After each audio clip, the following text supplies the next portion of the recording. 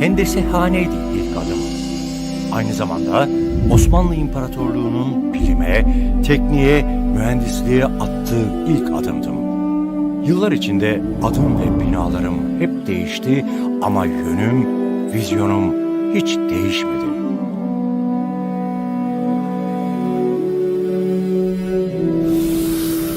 Sınır tanımayan mühendisler yetiştirdim kurulduğum günden beri.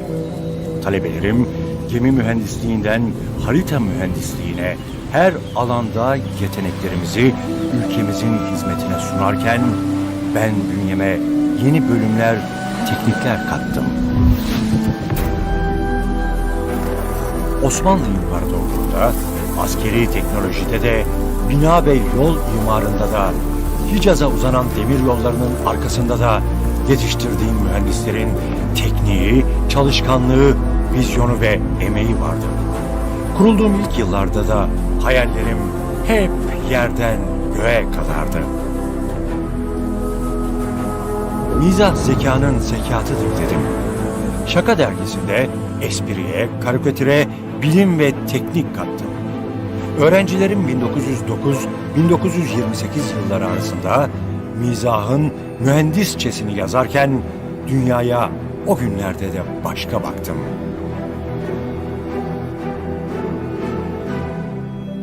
Söz uçar, yazı kalır sözünü kendime şiar edindim. Kurulduğum günden beri yayın faaliyetlerine ayrı bir önem verdim. Ülkemizin faaliyeti bugüne kadar devam eden ilk matbaası ve ilk yayın evine ev sahipliği yaptım. Ülkenin en eski teknik eserine compared with schedule time. I'm Giuseppe Ruta from Structural and Geotechnical Engineering Roma La Sapienza, which is the oldest university in Rome. I will have a talk about the origins of continuum mechanics and the explanation of linear elasticity. When we say explanation, we mean that in the origins, or at least when continuum mechanics, as we know it originated, the problem, physical problems, or how they call them, natural philosophy problems, originated from the necessity of finding an explanation of the causes. There is a phenomenon, there must be some causes implying the phenomenon to occur. So,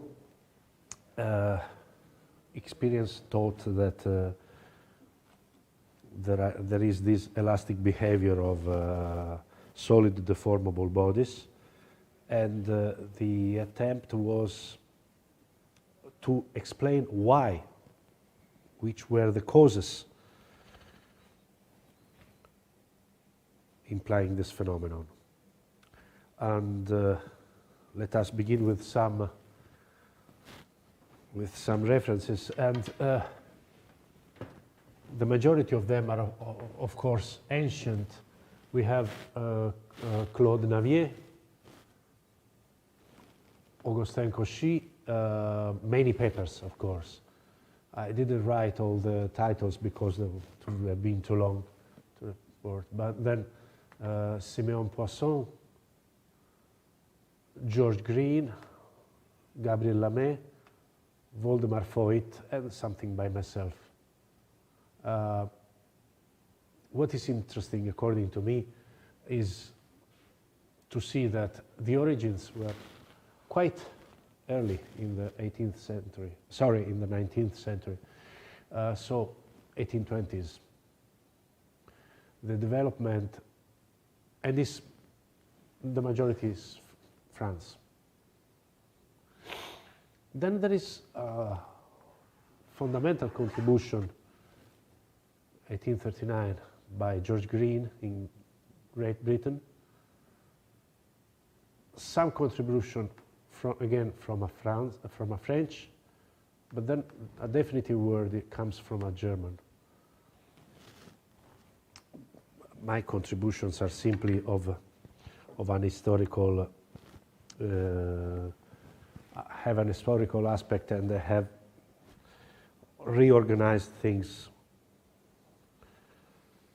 So, what was the idea of explaining elasticity? Because we are used to talk about continuum mechanics, but this is, say, a contemporary concept.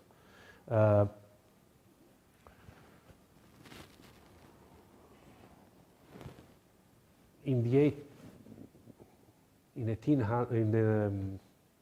1900, so 19th century, 1800, the explanations of the causes of motions and constitution of bodies were based on molecular models, since observations made it clear that matter could be thought composed of small particles. And which were the main ideas?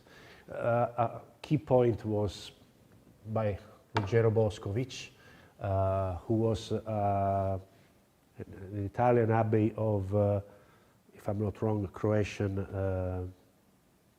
origin,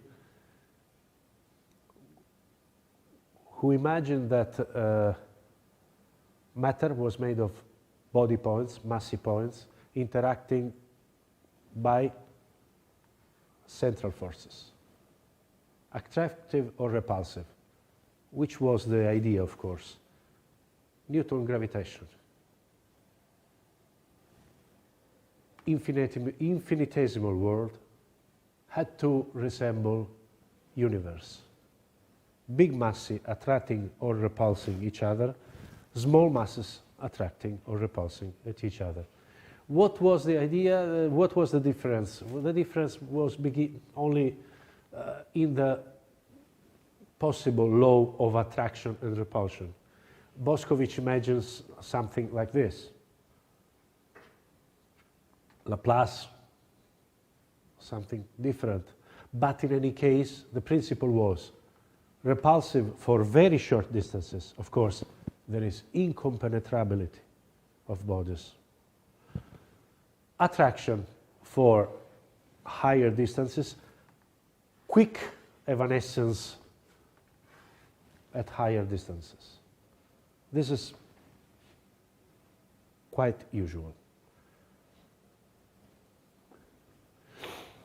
We have some clear explanation of this already in 1820 by Fresnel, a Frenchman who investigated, well, maybe we know the name, diffraction, refraction. When one talks, as far as one talks about small displacements, and whatever be the law of forces that molecules of the body exert on each other, the displacement of any molecule in any direction produces a repulsive force which is, say, equal, we might even, it is better to say proportional, in magnitude and in direction to the resultant of three repulsive forces which are produced by the three rectangular components of the displacement, which are statically equivalent. So they are the geometric sum, which is fundamental. Force is something which is exchanged by all molecules inside the body, and it is additive.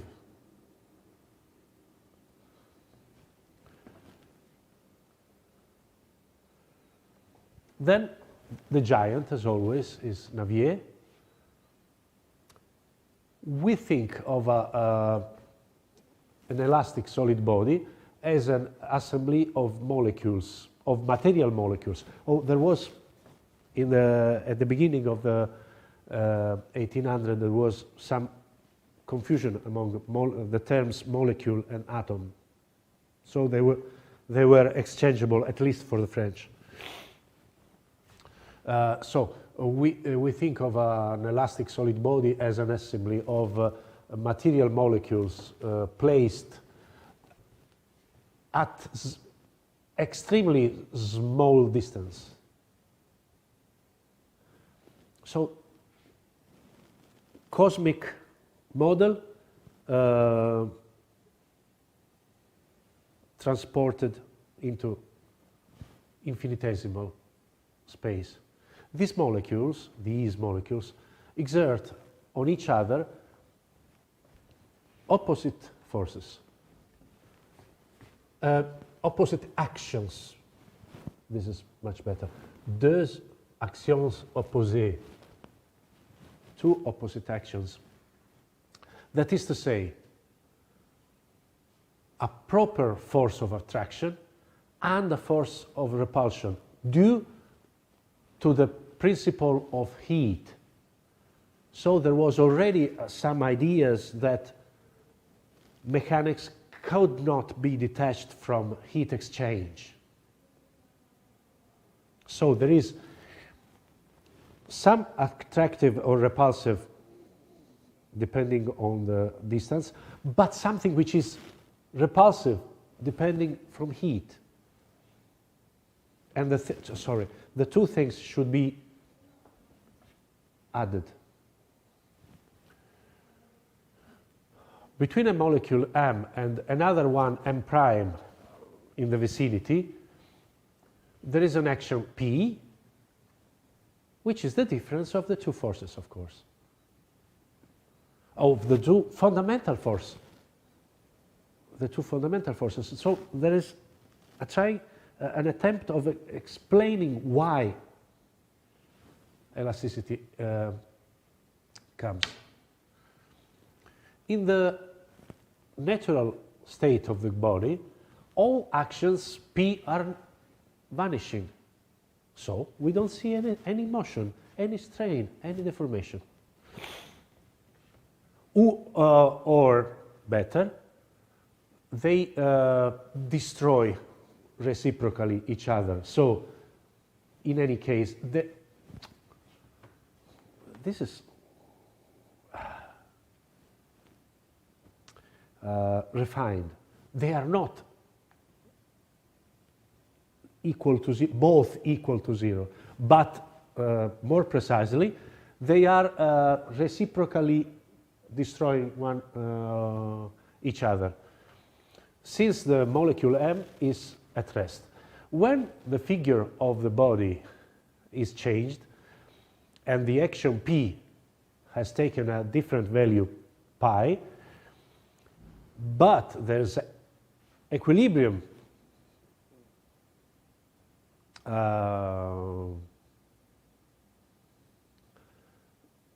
among all forces of all forces pi, and forces pi are inner forces, because they are forces exchanged by pairs of molecules. But this actions pi and the exterior forces applied to the body must be in equilibrium, and this is the cause of the changing of the figure, of the shape of the body.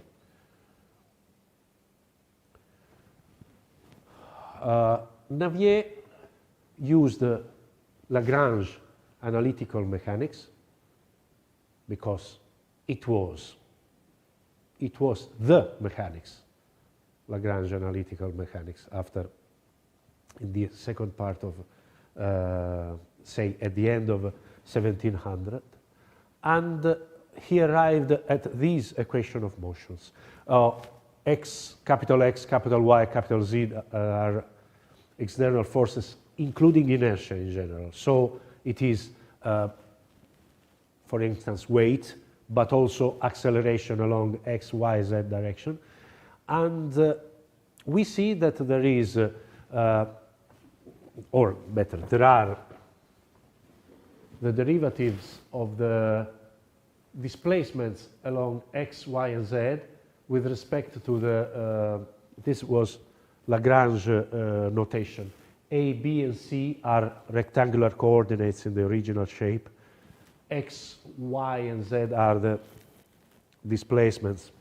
So these are, this is something which resembles a Laplacian.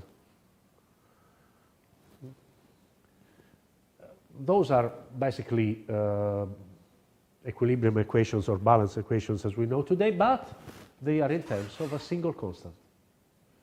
And even though Navier talks about inner forces, there is no concept of stress or local force or surface force, inner force per unit surface. To wait for a definition of stress, we have to wait until Poisson. Okay, the beginning is the same. Molecules of all bodies are undergo their mutual attraction and heat repulsion. Depending on whether the first of these two forces is greater or less than the second one, then the resulting global force interaction between molecules is attractive or repulsive. But in both cases, this resulting force is a function of the distance of one molecule to the other. But the law of such force, it is unknown. We only know that this function decreases very quickly, and it becomes almost unappreciable when the distance acquires a sensible quantity. What is a sensible quantity is still to be expected, but or better defined. But in any case, we will suppose that this is a key idea, le rayon d'activité, the radius of activity. We will always suppose that the radius of activity of the molecules, so there is a radius, there is a kind of ball inside which the interaction between molecules is appreciable and can be measurable. Outside that radius, it is unappreciable. But in any case, this radius is very large compared with the intermolecular distances. That means that in any ball built by a radius of activity, we have an enormous number of molecules.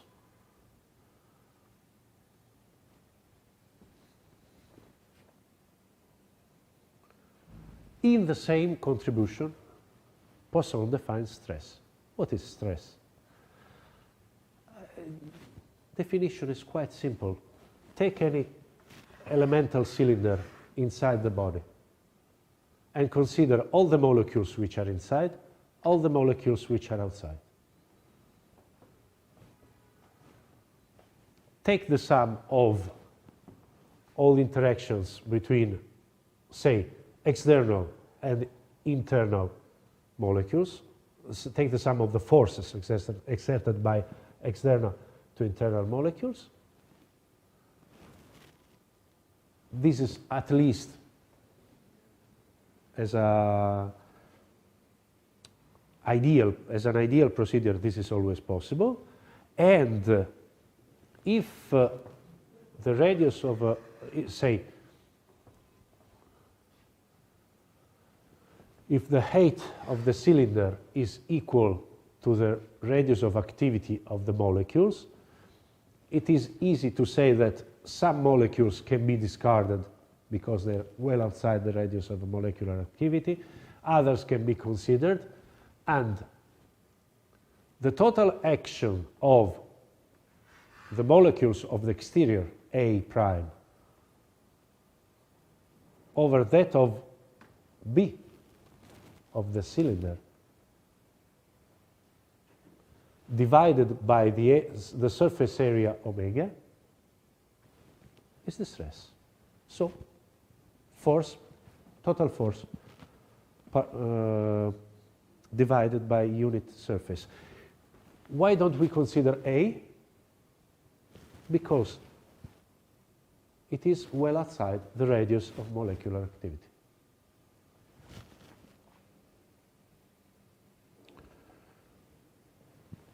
Once force is defined, then sum of forces makes it possible to derive balance equations, local balance equations. And these are of this form. More or less they coincide with Navier's. Of course, the only difference is that Poisson makes it apparent that there is the contribution of inertia. But the difference is now that there has been a definition for stress. So there is a definition of inner force, inner intermolecular force with respect to a generic contact surface. So to sum up, which are the assumptions of such a molecular model? Bodies are composed of molecules. What are molecules? Material points without extension, more or less. What is the meaning of extension at this stage? What is the exact concept of an infinitesimal with respect to sensible distances? That's not a joke, and that's not a trivial question. Also, from the point of view of applications, because that means how far shall we go with our measurements to be sure that our calculations are reliable. But in any case, let's say that we can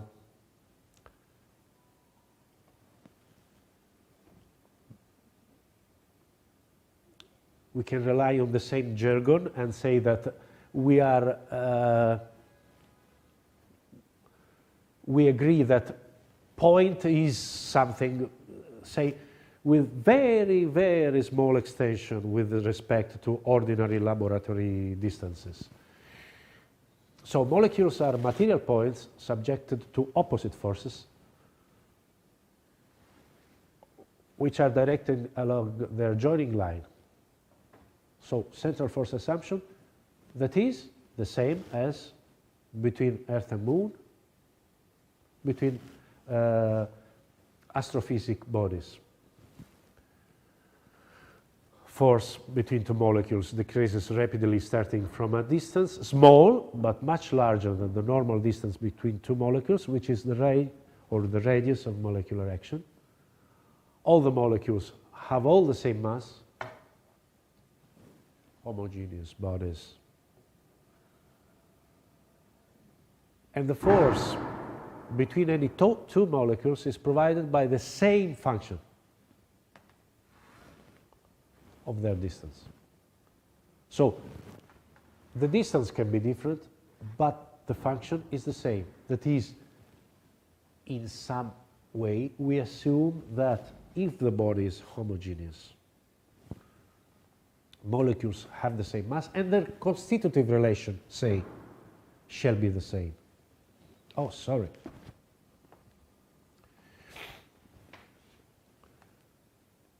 The function shall be regular. In which sense? In the sense that we have a function, so something which can be very smooth, but matter is discrete. What is the sense of a continuous function on a discrete domain? Well, the idea was quite, say, subtle. The function is smooth, but it makes sense only when evaluated at those places where actual molecules are. So it makes sense that one can differentiate the function f. So motion makes sense, law of force makes sense, and can be approached by continuous functions in this way. Almost at the same time as Poisson, Cauchy defined a similar idea of stress. More or less it is the same. It might be simply that there are different, more or less, it is just the opposite. So maybe just a sign may change. Stress is defined by 6 quantities. These are Cauchy's symbols: A, B, C, D, E, F. That is, if we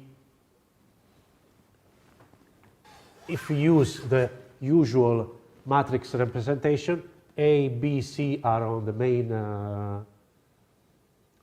diagonal, and D, E, F should be read like this. By the way, this is the principle of the so-called Foyt representation for symmetric matrices. If I just can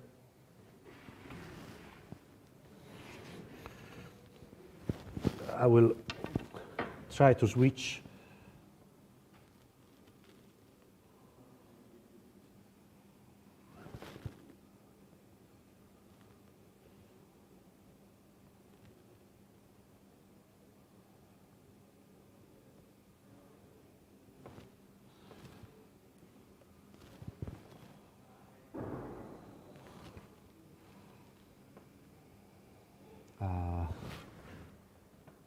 I thought it was.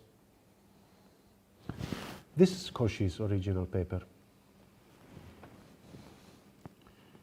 I shall try to make it larger. Beg your pardon.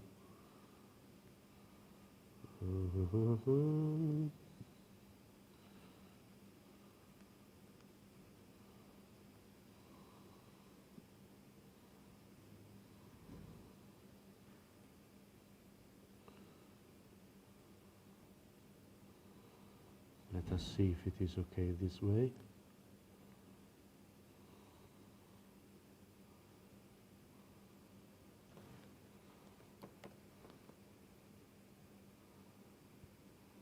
No, I'm sorry. Sorry? You don't have to go full screen. Okay, okay. So I'll be back then.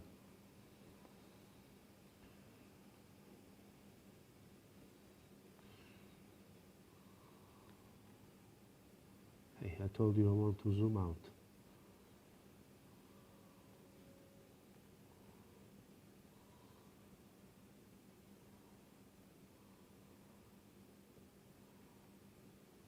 No, that was not enough. I'm making a mess, I'm quite sorry. Okay, let's say it is reasonable.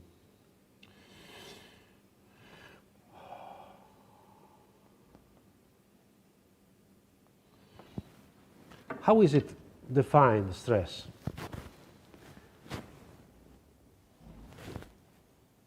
Stress is defined since one has to think that if a body is in equilibrium, every of its parts is in equilibrium. What does it mean? That if one can imagine, if one imagines rigid any small element of volume surrounded by any phase, this small element will suffer on its different phases at every point of each of its phases a pressure. This is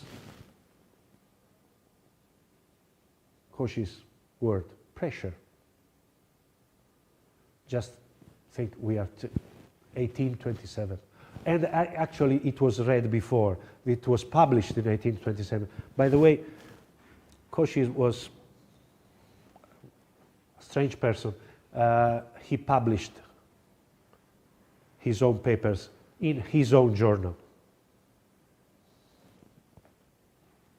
but presented those papers, those works in the public seats of the Academy of Sciences in France. But he already starts to see pressure or tension. This pressure or tension will be like that one which is exerted by a fluid onto the surrounding surface, with the only difference that the pressure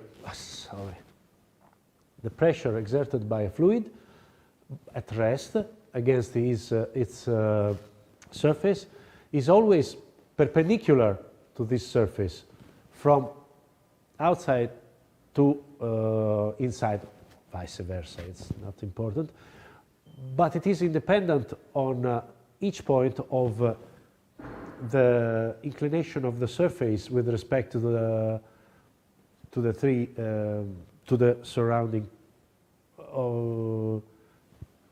surrounding surface, and it's independent on of the direction with respect to any system of coordinates.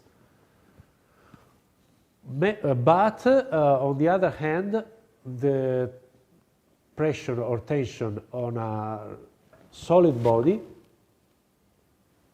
may be directed either perpendicularly or skew or oblique skew, not perpendicular, with respect to that surface. So this is a sheer modern definition.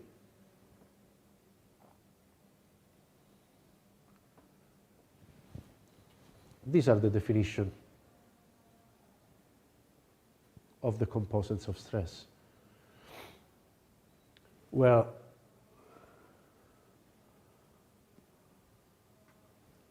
the element of surface is cosine gamma, the y, the x, because it considers first one phase, what is worth for one phase is worth for any phase. So these are the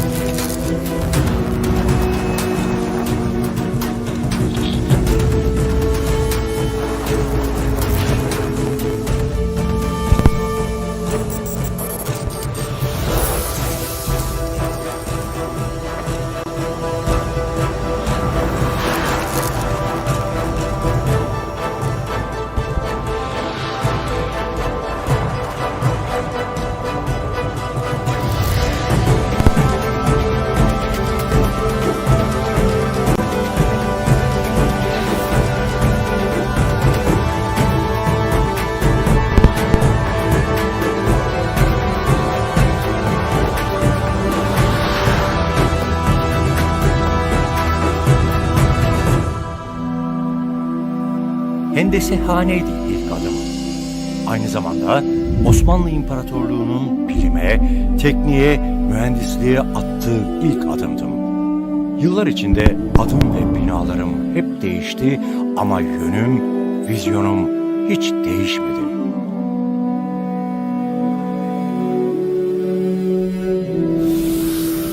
Sınır tanımayan mühendisler yetiştirdim kurulduğum günden beri.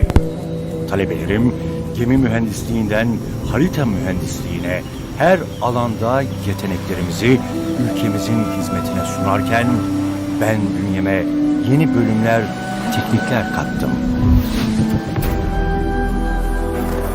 Osmanlı İmparatorluğu'nda, askeri teknolojide de, bina ve yol imarında da, Hicaz'a uzanan demir yollarının arkasında da yetiştirdiğim mühendislerin tekniği, çalışkanlığı, vizyonu ve emeği vardı.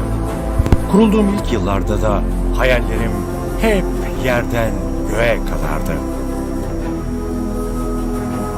Mizah zekanın zekatıdır dedim. Şaka dergisinde espriye, karikatüre, bilim ve teknik kattım. Öğrencilerim 1909-1928 yılları arasında mizahın mühendisçesini yazarken dünyaya o günlerde de başka baktım.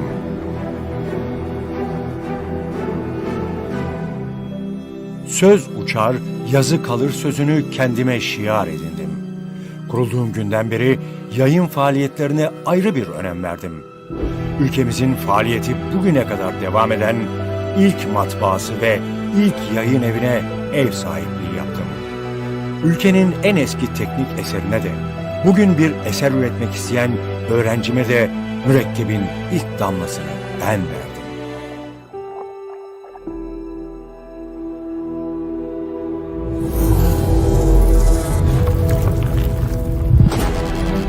Genç Cumhuriyet'in inşası ve kalkınmasında teknik tüm ihtiyaçlar için yük mühendislerin omzundaydı. Mühendisleri yetiştirme yükü Türkiye'nin ilk teknik üniversitesi olarak benim omzumdaydı. Bir yük gibi değil, bir ödül gibi sırtlandım ülkemin geleceğini. Mirasımdaki birikimi bir milletin heyecanı ve umuduyla birleştirdim. Cumhuriyete umut olan binlerce genç yetiştirdim.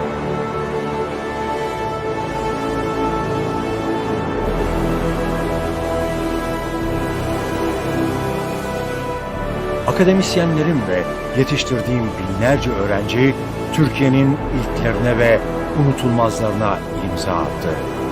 Kapımdan giren herkes bana güzel sözler bıraktı. Sadece Türkiye'de değil, mezun olan öğrencilerim dünyanın başka ülkelerinde eserler meydana getirirken başka dillerde adım anıldı. Türkiye'nin inşasında yetiştirdiğim mühendislerim var gücüyle çalıştılar. Anıtkabir'den Keban Barajı'na, viyadüklerden yollara, bilgisayar devriminden savunma sanayi devrimine, Türkiye'nin kilometre taşlarında hep arıların bir imzası vardı. Kulaklarım hep gıptayla söylenmiş, takdir dolu sözlerle çınlarken, dilimde ise konservatuvarımdan mezun bir öğrencimin sanki bana yazdığı unutulmaz bir şarkı vardı. Benzemez kimse sana. 2,5 asır devirdim. Kökümü Osmanlı İmparatorluğu'ndan, gücümü Türkiye Cumhuriyeti'nden aldım. Binlerce akademisyene, yüz binlerce öğrenciye ev sahipliği yaptım. Bir ulusun mühendislik tarihinin alfabesini başlattım. Mezunlarım dünyanın 4 köşesinde eserlerine imzalarını attı. Ama ben 250 yıldır en değerli imzamı diplomalarıma attım. Her diplomada mezunlarımın göğsü kabardı, benim gururum okşandı. Koşidu. Başarı, güven, bilim, mühendislik, teknik, gurur, teknoloji, tarih, gelecek. Hikayem uzun bir geceye sığmaz. Duvarların dili olsa da anlatmaya doyamaz. Adım İstanbul, soyadım Teknik üniversite benim. 250 yıl Does it work now? Okay, okay. What is interesting is that in the same paper, since stress, let us call it stress, of course, Cauchy didn't talk about stress. Stress, since it is defined by 6 quantities, these 6 quantities may be put into direct correlation with the 6 coefficients of a quadratic surface, an ellipsoid. So there exists an ellipsoid of stress, just like we might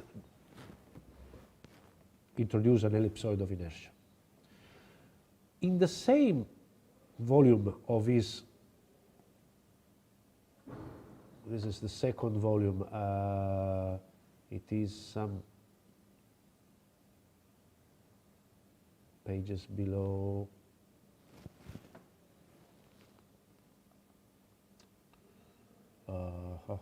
Where is it? Just give me a second.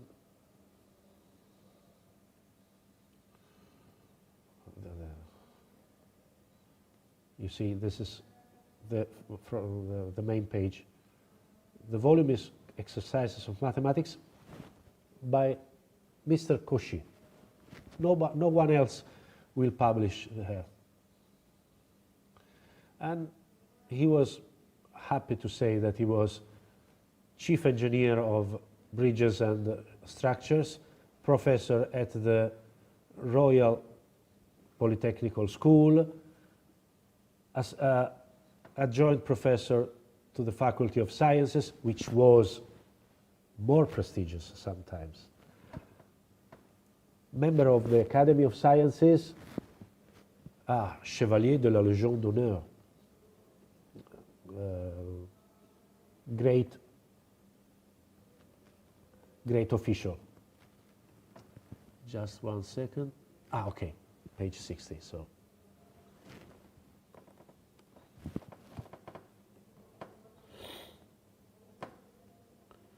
in the same volume, in this article,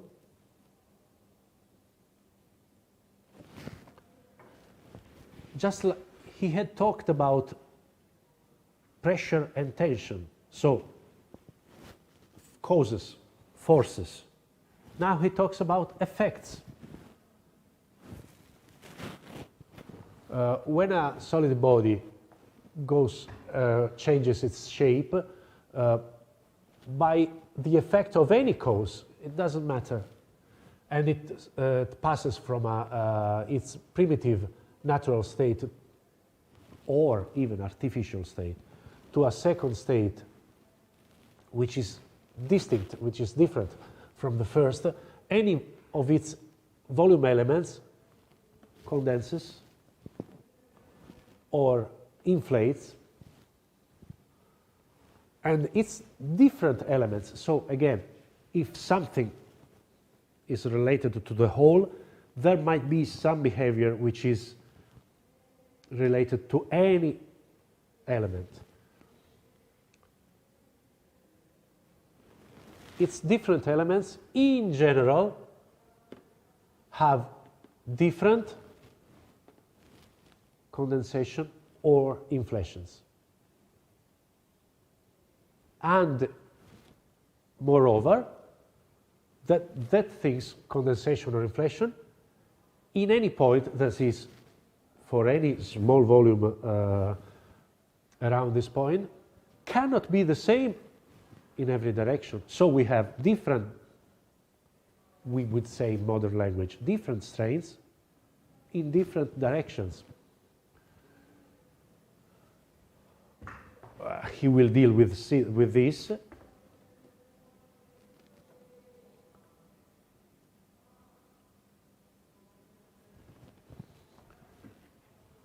This is what we now would say this is a series expansion. The position x, y, z is augmented by something, and the displacements can be expanded in series with respect to the rectangular coordinates, Cartesian coordinates. What do we get? That the okay. This is a primitive distance, new distance, so some kind of strain, actual strain, exactly squared, because this is three-dimensional Euclidean space. So it's simply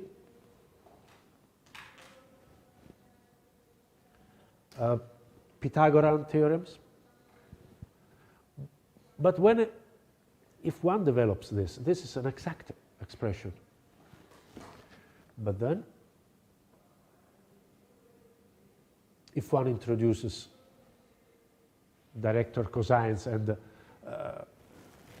delta x distances and makes necessary passages, here it is something which is related to initial position and incremental position, which again is something which is the gradient of the displacement times cosine director squared, which is what we now find in every rational mechanics theorem book. Or so things depend. This is the condition of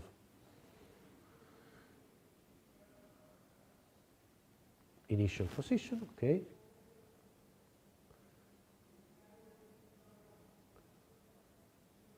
This is finite strain. This would be now be called Green-Saint-Venant strain measure, maybe. Why? Because Cauchy did not say these were measures of strain. But in some way, and they are 6. And they are in some way symmetrical.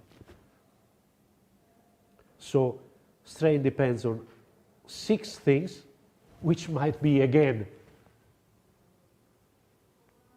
the 6 coefficients of an ellipsoid.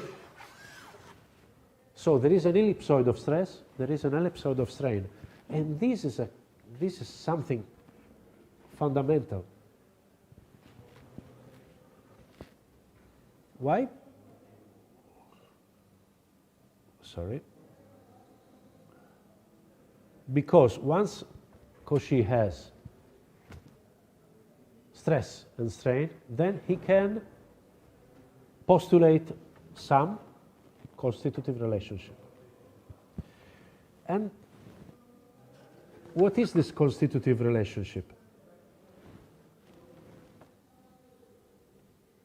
Sorry. Okay, this is, I will quickly run through it because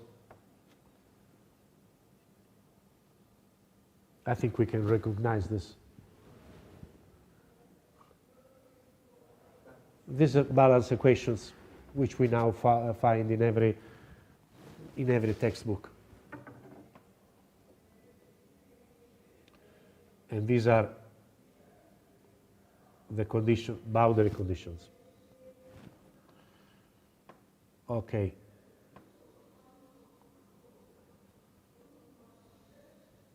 Oh.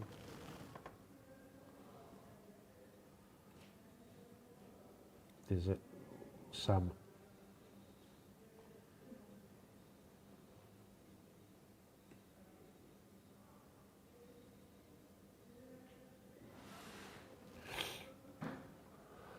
This is the declaration.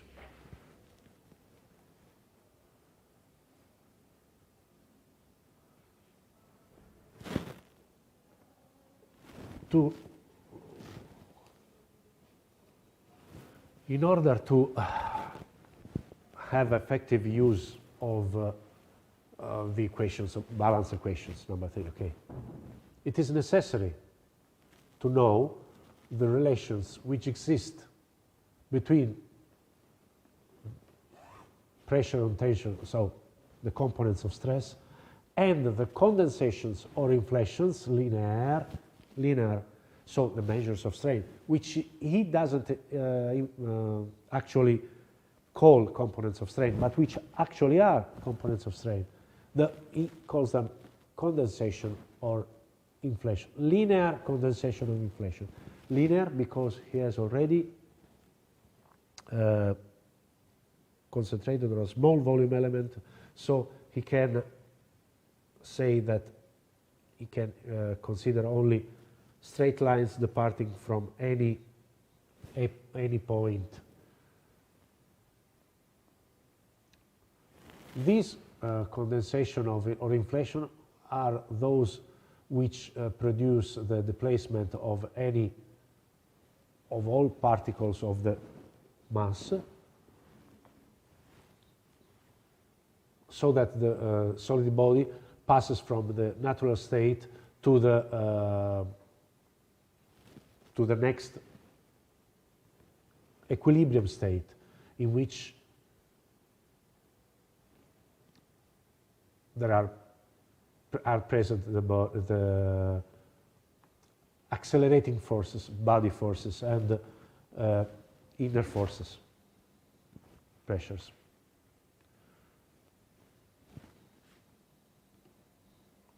Okay, some resume.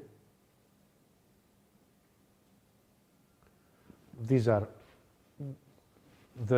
so there were A, B, C, D, E, F for stress. A, B, C, D, say calligraphic A, B, C, D, E, D, F, which are exactly what we now call the components of strain. But you say it is quite strange, or better, you see, this is it's not visible, this is epsilon, so linear elongation of any straight element. It depends on these quantities, this cosine square, cosine, it is changement of basis of what we now call infinitesimal strain tensor.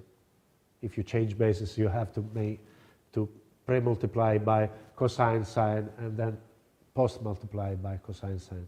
And after all, it comes like this. So these are not what we now call elongations and shearing strain, because Cauchy says this is simply a means of shortening the expressions. It's not a clear geometric definition. Just to shorten the notation, let us make this position. So strain is defined by this expression, but the fact is that there is an ellipsoid of stress, capital A, B, C, D, F, an ellipsoid of strain, calligraphic A, B, C, D, F. What is the most easy thing to do?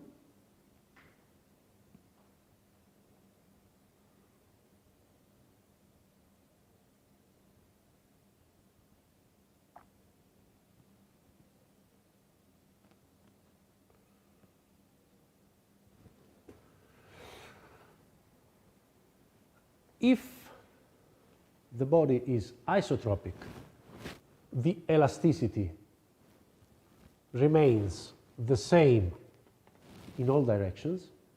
So elastic properties, body properties, material properties are the same in all directions. Then pressure or tension, so capital A, B, C, F, exerted against the plane surface, okay, depend only on condensation or dilatation, or linear condensation or dilatation around that point. So these are what we now call local elasticity, because it depends only on linear strain around that point, and elasticity only on condensation and linear and inflation, so not on displacement but on its first gradient.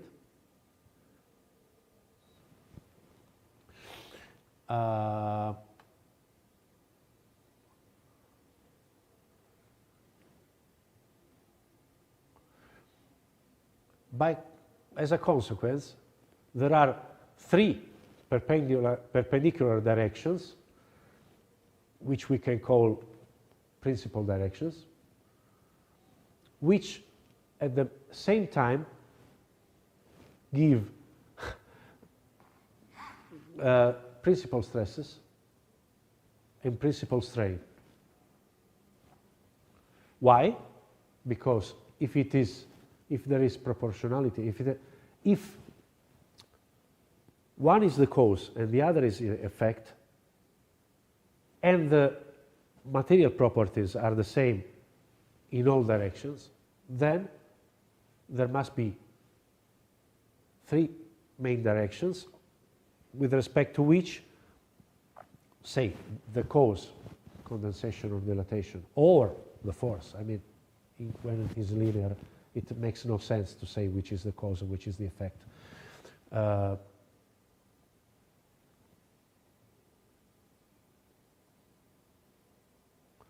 In fact, it is apparently the two systems, which the systems of strain and the system of stress should be symmetrically distributed about the same coordinate axis. So, in particular, with respect to the same coordinate, Cartesian coordinate axis, there must be the same, must possess the same principal axis. Then, which is the idea? If displacements are small and condensation and inflations are small, then it is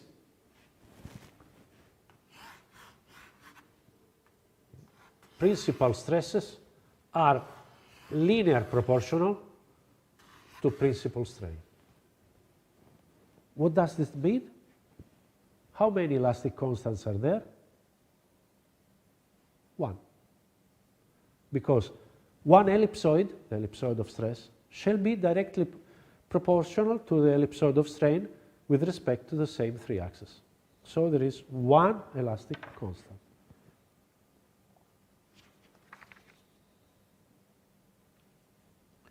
However, Cauchy knows that already at that time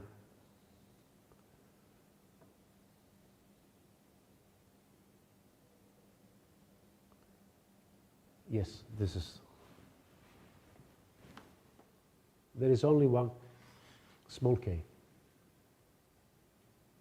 one elastic constant.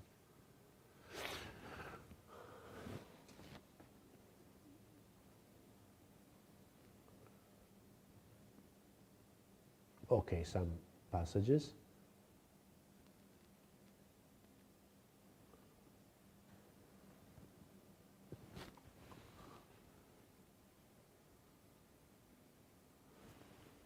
The ratio between stress and strain is a positive constant kappa, k, which measures elasticity of that body solid, but this was clear at a single point, so that constant can vary from point to point, and it depends of the nature of the body at that point. But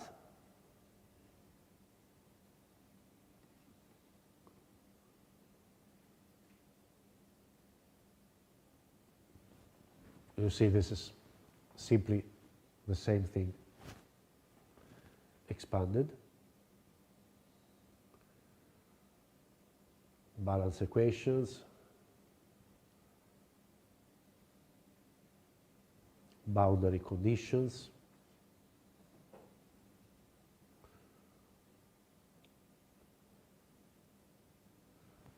But Cauchy already was not sure about that result. And indeed, he postulated the existence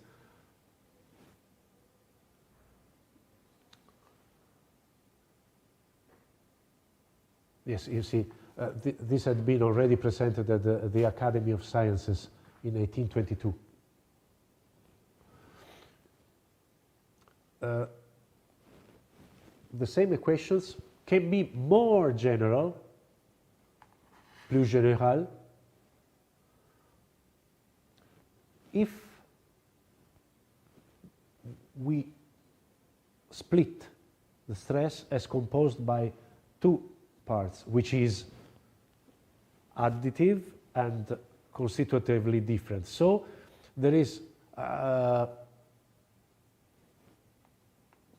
introduction of two constants, but this is rather obscure. It is not so convincing, and maybe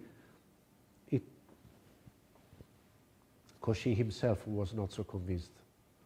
He writes something, but in the end, completes all. So this is the new constitutive relations. Stress, strain, and another thing.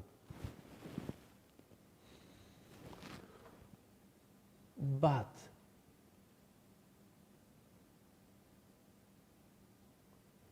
in any case, it finds that this second constant can be proportional through another constant to a, this thing here is the volumic expansion. So these are something which might be related to Lamé constants. So there are two constants, but Cauchy is not convinced.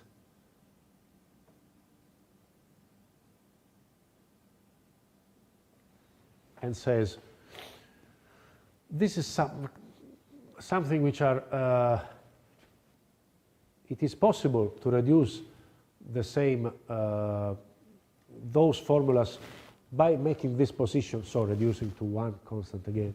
It is possible to reduce to Navier's equations, which were considered as the true equations at that time. You see, Navier, 1821, which were reproduced by Monsieur Poisson, the ones I already showed you. But Cauchy is not so convinced. So he said, well, I will come on this subject again in a second paper by dealing with, by considering the solid body as a system of material points. So this was abstract. And he says, I may use more physical subjects to explain to explain things.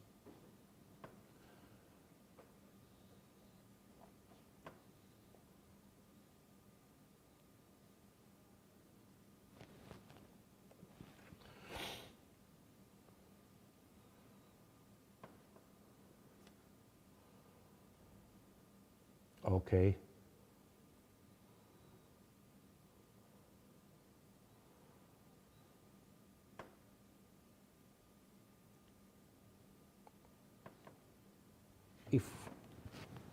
If we wish, we may go throughout the other paper, maybe shortly, but the fact is, there is a molecular approach to a linear constitutive relation. In which way? The way I told you before, there are small points exchanging central forces, and there is an unknown law which is non-zero only at small distances. which makes it possible to linearize expressions. And, okay, let's say, I will run through the paper quite quickly.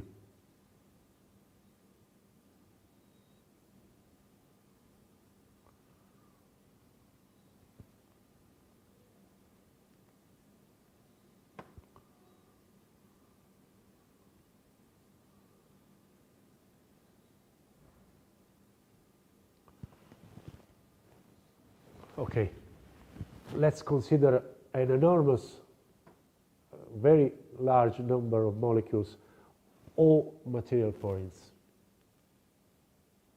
So there is no difference between a molecule and a material point, which are arbitrarily distributed in a portion of space and solicited and acted on towards movement by interactions of attractive or repulsive way. This is the thing. This is central forces. This is more or less gravitational theory. Mass of one particle, mass of a surrounding particle, and some law depending on distance. The most easy one is just like gravitational, 1 over r squared.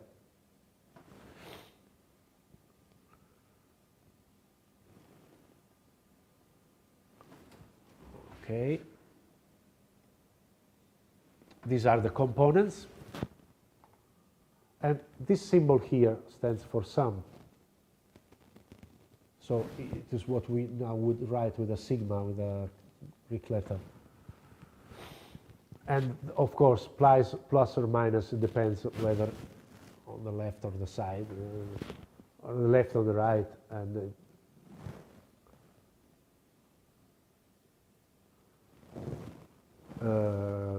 depending on the attractive or repulsive force, so approaching or not. Displacement components.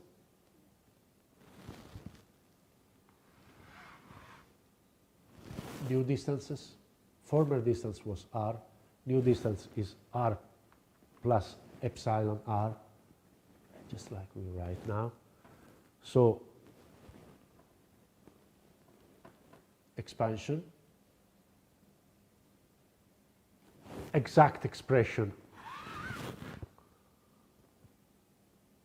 as a function of displacement components.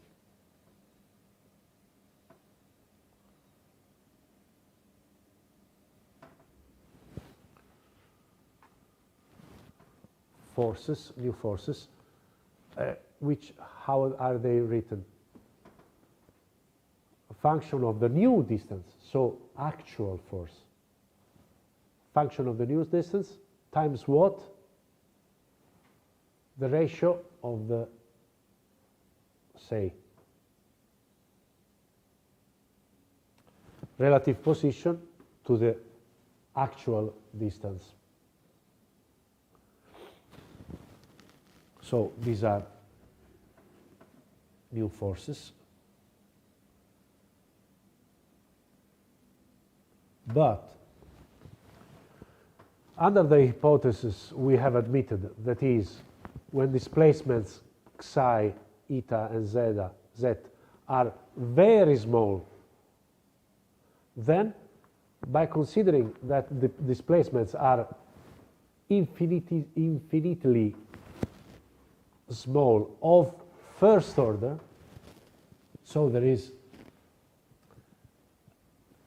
it's molecular, but it relies on continuous functions, because otherwise there would be, in which sense this is an infinitesimal of first order? With respect to what? And neglecting the infinitesimals of second order, then epsilon has this expression, And what is important is this thing here. The law of the force at the actual position divided by the actual position can be series expanded. And this means that it is possible to have some linear expression in function of the stress of the, say, stress function, inner force function, and at least it's at most it's first derivative. Then some passages, it's not important to enter into details. But the most important thing is that these are in the actual configuration. There is no referential description because things must be evaluated at actual length.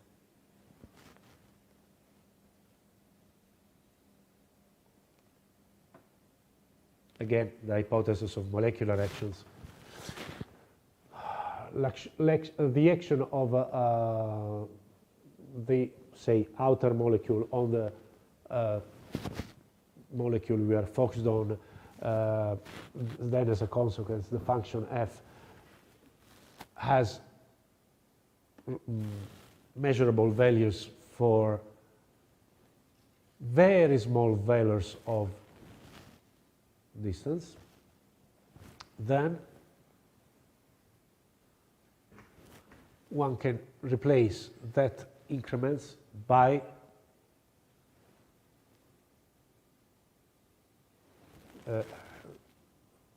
developing any of these quantities according to their growing powers of their finite differences, which means, here it is, this is a series displacement, series expansion, sorry. So any increment of displacement can be its first gradient, we should say now, a second gradient, a third gradient. So in principle, Cauchy had clearly in mind that one could describe things in the most refined way. But of course, he retains at most the second gradient. So delta xi, delta eta, delta zeta. Passages, there is not. Let us not enter into the details. So let us skip. These are constitutive equations. Sorry, I will try to see if it is possible to enlarge here. No, I couldn't.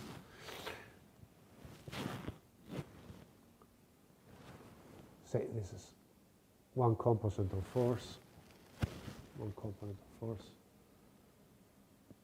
then this is the second component and the third.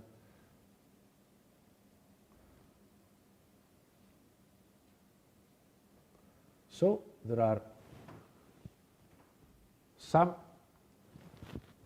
these are all the elastic constants in some way. Because they tell us how the single force depends on the gradient of the displacement.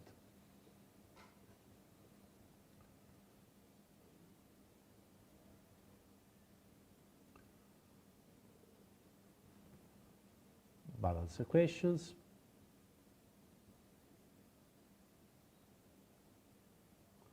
Then some hypothesis of symmetry. The masses are equal in pairs and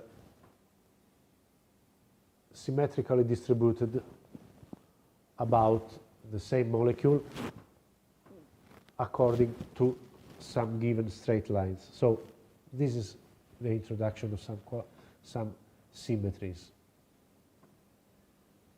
So symmetry with respect to coordinate planes. Then let us not go throughout all the passages. But when one goes to full symmetry,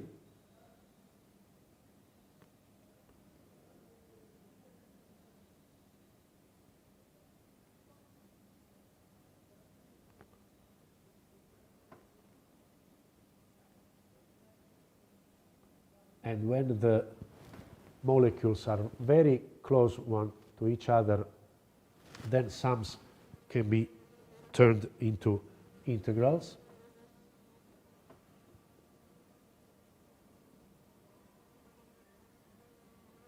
But the fact is that in the end,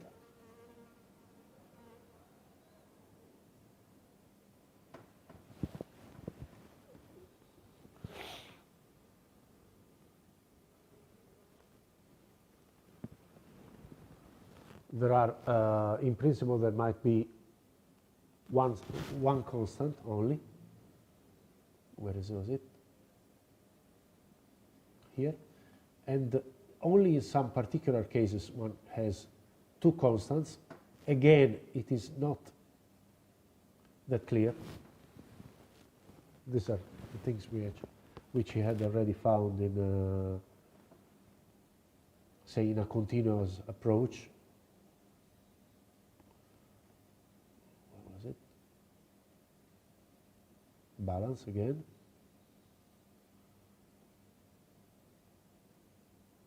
Yes. Yes.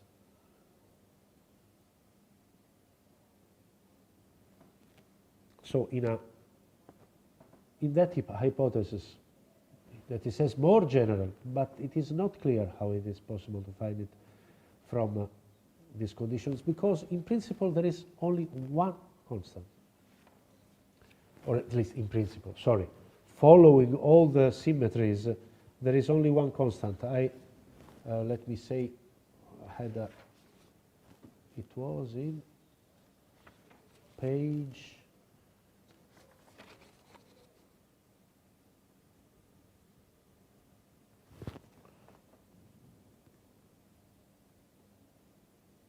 okay, one can reduce to 102, sorry. I skipped too much.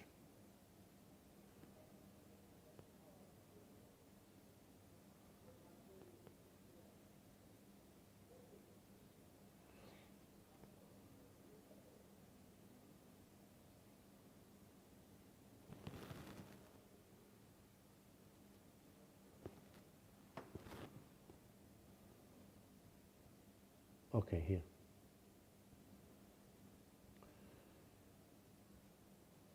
Okay, this is here, sorry. We have only one constant. Sorry.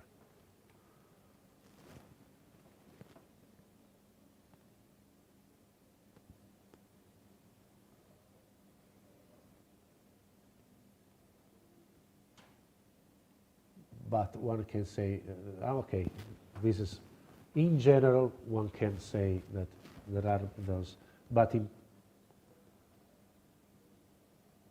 it is, Cauchy finds a single constant.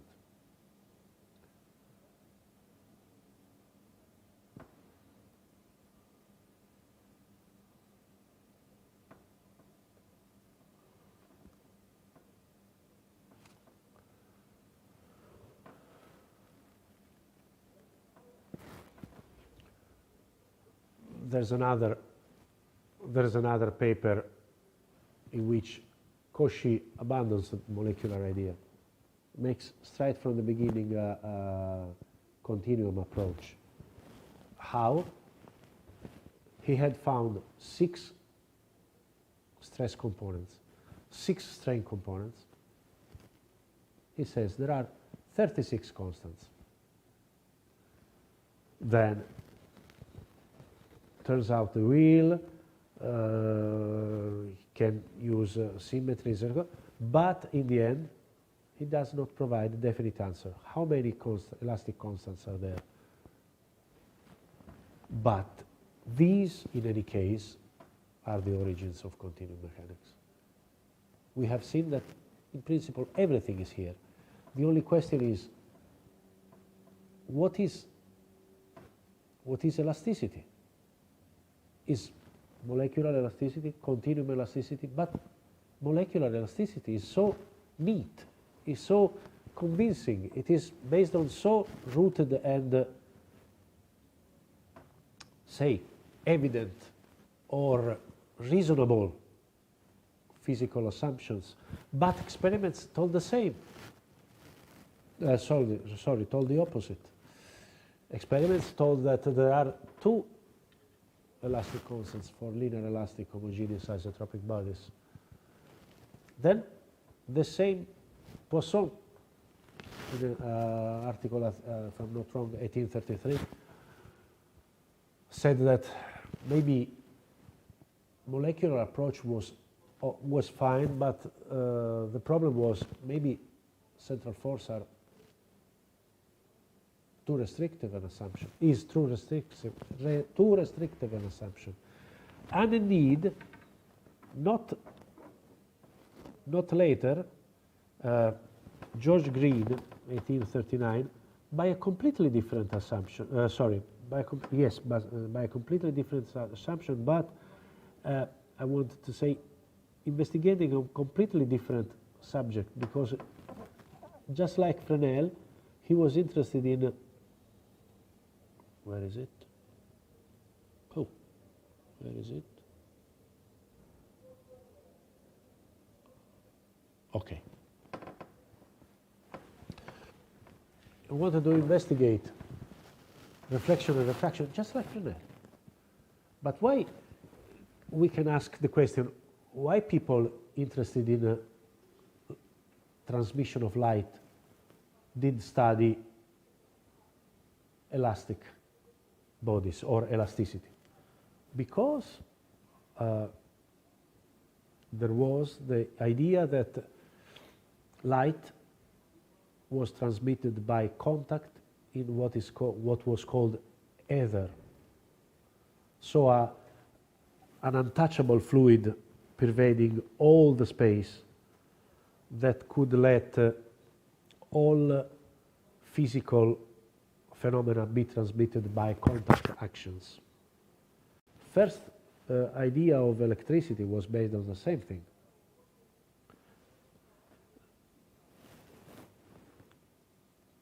But this is something which is worth reading.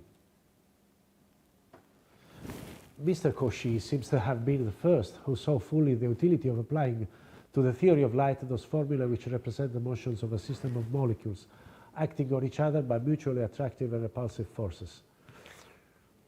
And these forces are directed along the right line which joins them. However, this last supposition seems rather restrictive. And he added the first key, which was already clear. As many phenomena, those of crystallization, for instance, seem to indicate certain polarities when matter solidifies. You don't have simple condensation or dilatation. When you have solidification, bunches of molecules turn because they have to adhere to the crystalline organization. So there is some polarity in the sense of micropolar, what we now call micropolar. There is some microcouple. We are so perfectly ignorant of the mode of action of the elements of the luminiferous ether, this strange fluid, untouchable fluid transmitting transmitting light by contact, that it would seem a safer method to take some general physical principle. Well, so this is, George Green does not say he wants to abandon the idea of some physical cause, but he says that since we are ignorant about the actual action, the actual law of interaction between particles, that it is better to rely on some other general physical principle rather than assume certain modes of action which, after all, may be widely different from the mechanism employed by nature. 1839. The principle selected as the basis of the reasoning containing in the following paper is, in whatever way the elements of any material system may act upon each other, if all the internal forces exerted be multiplied by the elements of their respective direction, if we take forces by displacement, the total sum for any assigned portion of the mass will always be the exact differential of some function. That is, we admit that there exists some potential. There is some quantity, some scalar quantity, which cannot depend on the observer, on the Cartesian system. There is some quantity which must be conserved. And apart from that, there is something which is still hidden. And this quantity is additive because the total sum for any portion of the mass. So this thing is not, there is not a, this idea is that it exists a density of potential energy.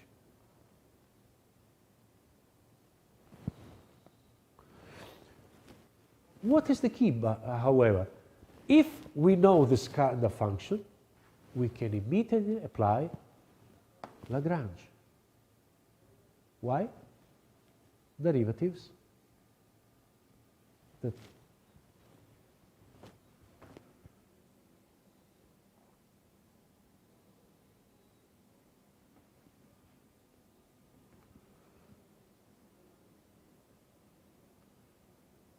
okay, I'll skip something.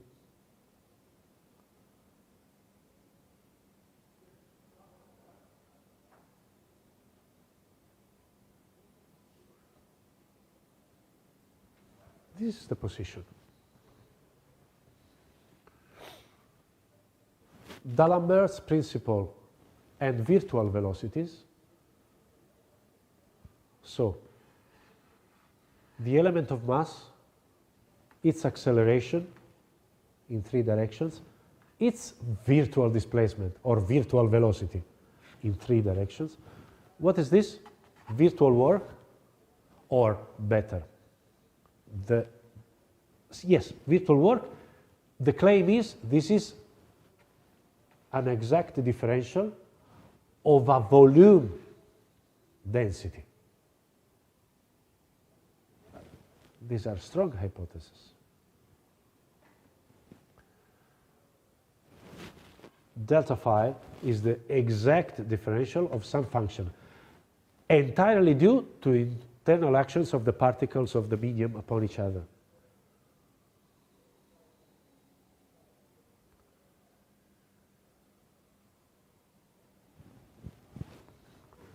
If delta phi were not an exact differential, a perpetual motion would be possible. So this is something which is based on, say, metaphysical reasoning.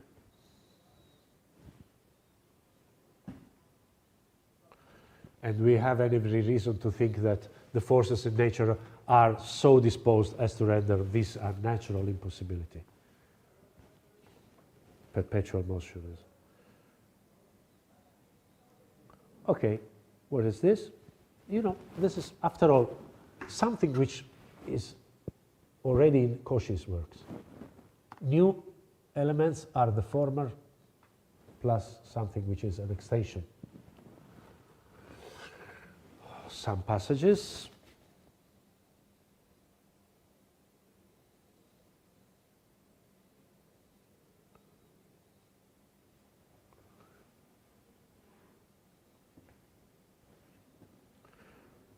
But what is interesting is this thing here.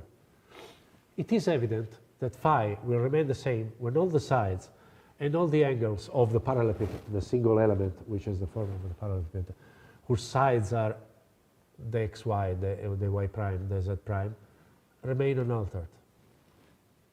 That is, the elastic function cannot be, the elastic energy cannot be a function of the position, but of the variation of the position.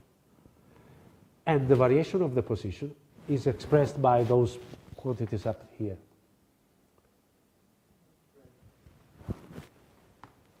Elongations, shearing strain. Because how does a parallelepiped change? If its sides change and if its angle change, if its angles change. So phi should be a function only of the strain, of what we now would call strain measures. But if these quantities are very small quantities of first order, again, there is some clear idea of first order, of first order infinitesimals, we may expand phi in a very convergent series, phi 0, phi 1, phi 2, phi 3, and so on, being homogeneous function of the 6 quantities A, alpha, beta, and so on, each of which is very great with compared with the next following one. But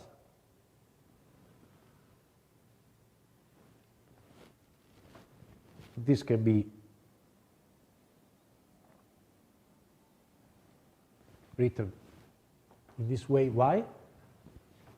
If those are very small quantities, and if we can imagine that small volumes around any particle can be infinitesimal of first orders, then sums can be turned into integrals.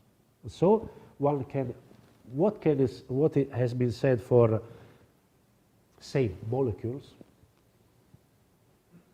can be turned into neighborhoods of a continuum. So this is the same thing which I have seen before. But what happens? Phi 0 is an immaterial constant. Phi 1 is a homogeneous function of only of those things, but if there is equilibrium, it shall vanish by balance equations. So it remains only the first non-vanishing thing is this one, the second order. So what is the most trivial way of expressing elastic potential energy? A second order, a quadratic function of the strain. If we now can obtain the value of phi 2, we shall only mechanical analytic. But if phi 2 is a homogeneous function of 6 quantities, in general it contains 21 coefficients.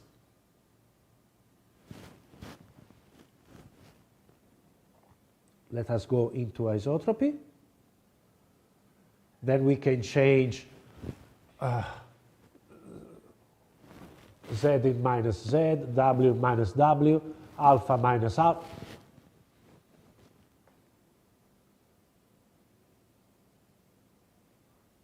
In this way, the 21 coefficients are reduced to 9. And this is the new expression of the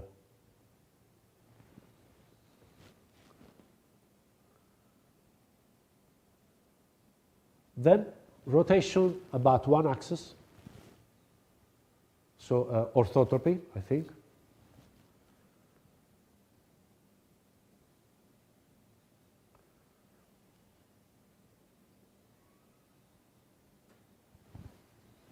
This is the expression.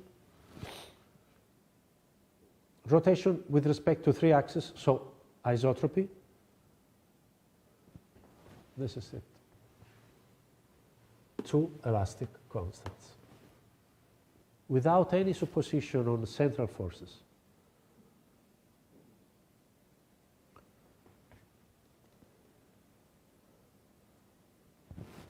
This is the most general form that phi2 can take for non-crystallized bodies, in which it is perfectly indifferent in what direction the rectangular axes are placed.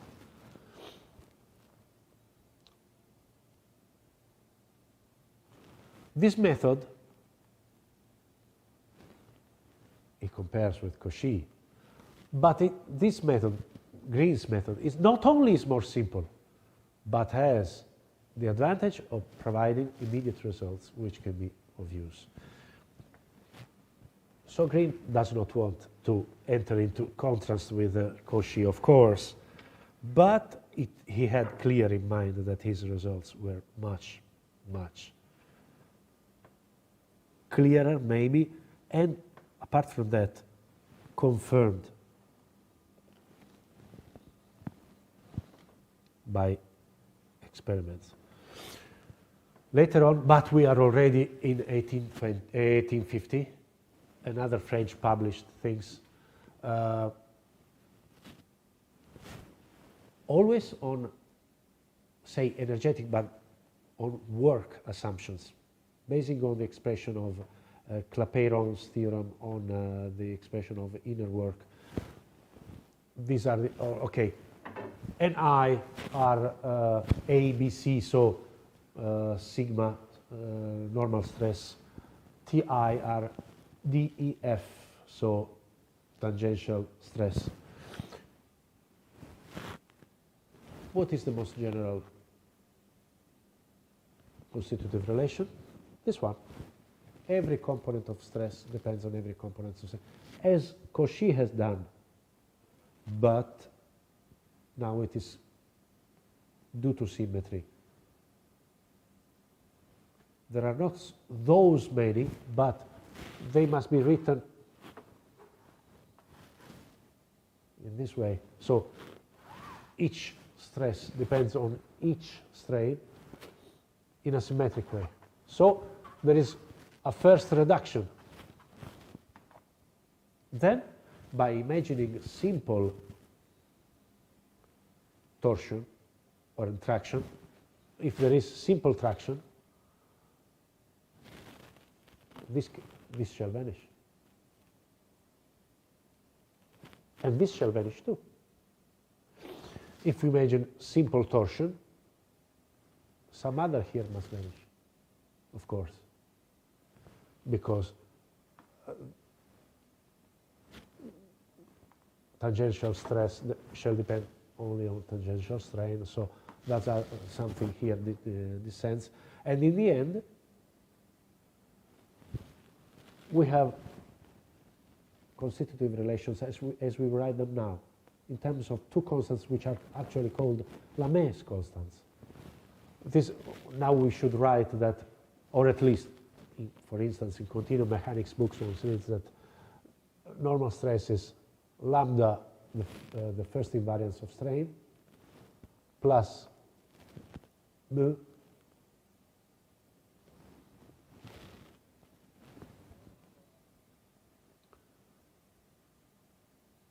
the gradient.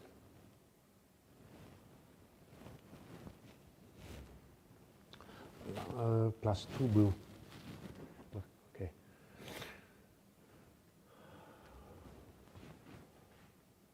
Up to then, no definite answer. In the end, the answer was given not by a rational mechanician. I'm cutting things because we're late, but by this guy Bravais, who published a paper on crystallography. But Green had already advanced the hypothesis, and Poisson, that since molecules are not body points but aggregates of body points in a well-defined geometric scheme, then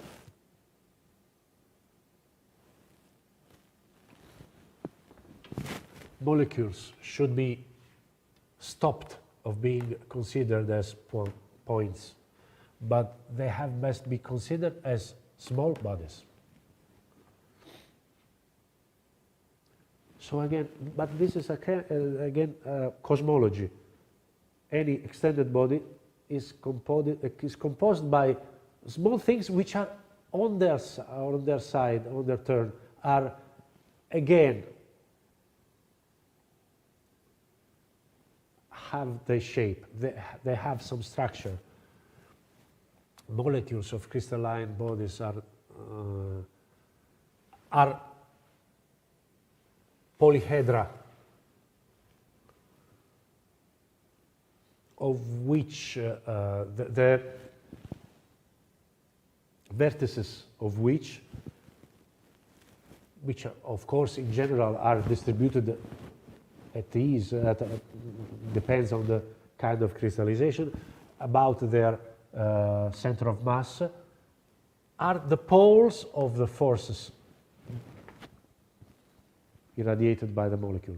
But if we have many forces, then they are reduced to a force and a couple. So we recover the idea of both Poisson and of Green, who said that there must be some polarity. That was a hypothesis given in a crystallographic book, but following this this book, Woldemar Voigt, so we are at the end of 18th century. This is, if I'm not wrong, already 1900 or even 1910. This in German, written in German, is 1910. Theory of crystallography. A molecular theory of elastic behavior that should offer the possibility of explaining all observations should rely on such a general basis as provided by the structural theory by Bravais. The crystal,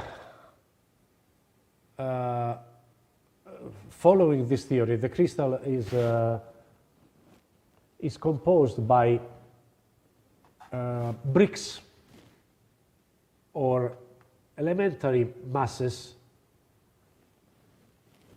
which are the same, but identically oriented. Sorry, I mix languages. I'm sorry.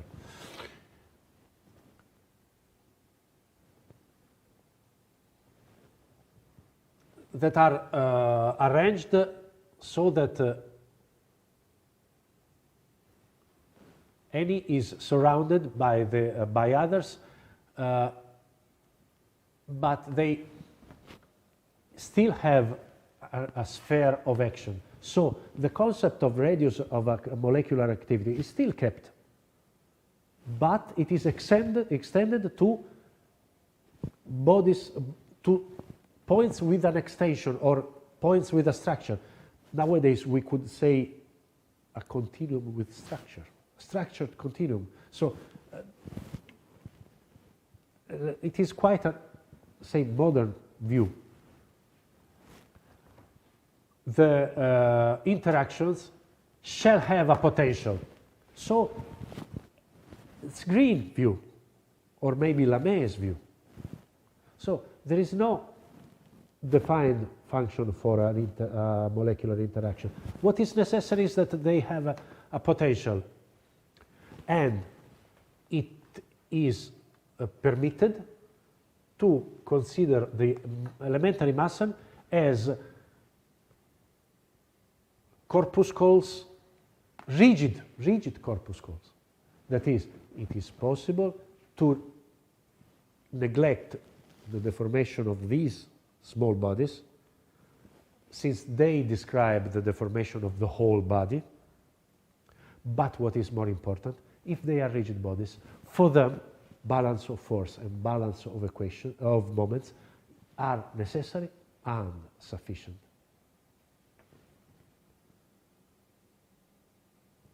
And then there are forces components. This is Kirchhoff's way of denoting inner forces. But rotation moments.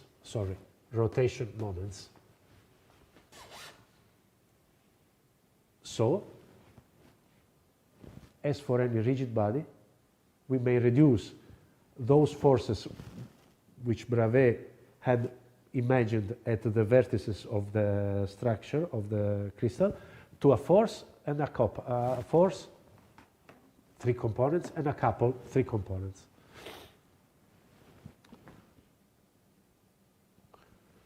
Don't want to enter into details. You can find things somewhere. If you wish, I can give you the references. By symmetry, linearization, and isotropy, Voigt finds out a general expression with 2 elastic constants.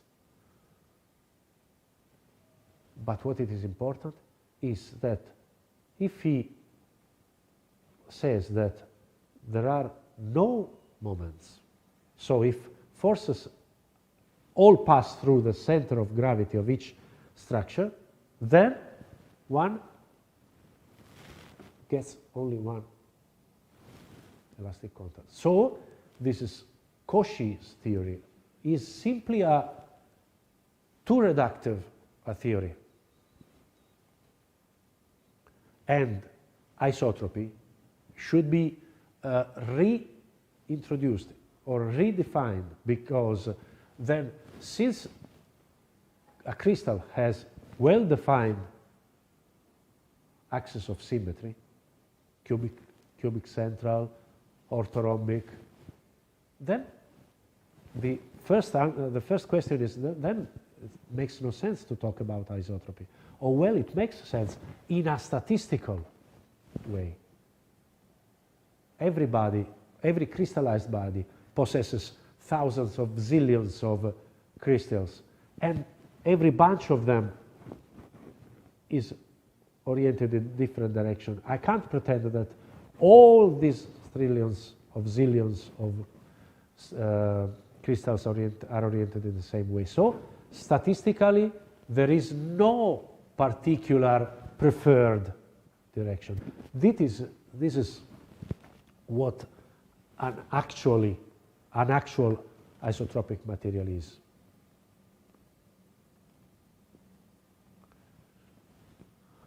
This is Born and von Karman model. It is an extension of Cauchy's, an attempt to overpass both Cauchy's model and Voigt model, because it starts saying that there are particles with no extensions, but the interaction, say, the force along x to the particle standing at LMN xyz depends on all the displacements along x, so u is along x, v is along y, and w is along z. So by 5 different rigidities, that is, there are 5 different kind of springs connecting the particle at xyz with x plus 1 yz, and but this model, however refined, however working for something, well, it is not rotationally invariant. If you write the energy for such a model and ask for rotational invariance, it does not work.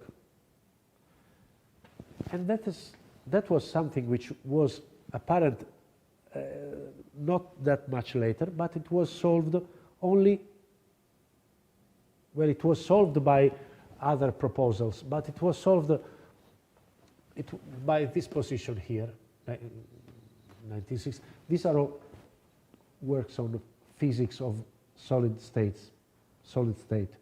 So it's not, let's say it's not continuum mechanics, or it is, I don't know, modeling physics, modeling physical behavior. These are, oh, maybe I wrote, oh, I copied the wrong thing. I pasted the wrong thing, I'm sorry. Sorry. But in any case, let's simply concentrate on this. The idea is that there are the same particles which are not extended. But springs cannot be only axial. They shall be also angular. Otherwise, you can't reproduce two elastic constants to begin with, and you cannot take into account the variation of the invariation, the rotational invariation of energy. First step. I am working, well, I collaborate. The idea is somebody else. Okay, sorry, just to finish. There are, historically, there are other ways of describing elasticity by means of truss structures. So different springs, different kind of springs, which are not only axial, but also, say in the shearing, or even by adding additional bars. Just imagine a truss with inner reinforcing bars. Those act not only when the main bars elongate, but also when the inner bar slide parallel to each other, so they act as a similarly to a shear spring. These are those new models which can tend to explain more in a better way new elastic laws, and especially they are expected to give some physical, say, explanation of non-local laws, of which a certain Jamal Erringen was a master.